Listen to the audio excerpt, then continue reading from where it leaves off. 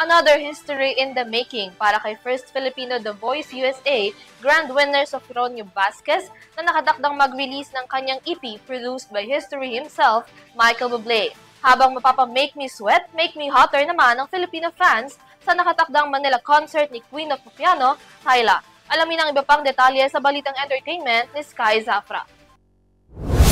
Lalabas ng extended play o EP na collab recordings ng The Voice USA grand winner na si Sofronio Vasquez na ipoproduce naman ng nag-iisang Michael Bublé.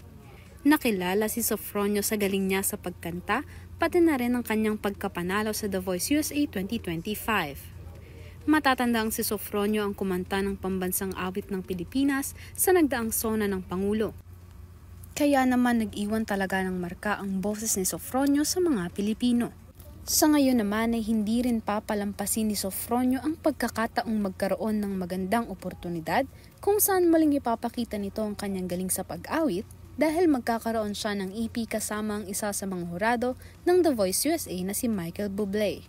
Sa kabilang banda, magkakaroon din ng concert si Sofronio na pinamagatang Bravo Manila na siya namang magaganap ngayong buwan. Para sa iba pang balitang showbiz, talaga namang this will blow your mind.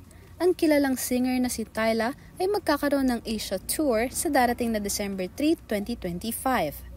Nakilala si Tyla dahil sa mga hit niyang kanta kung saan mabilis na sumikat tulad na lamang ng Water, Jump, Art, Truth or Dare at marami pang iba. Gaganapin ang naturang tour ni Tyla sa SM Mall of Asia Arena na pinamagatang We Wanna Party.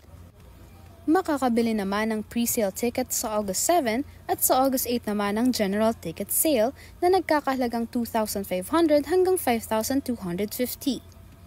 At iyan ang ating balitang showbiz. Muli ako si Sky Zafra, sumasaludo sa bawat Pilipino.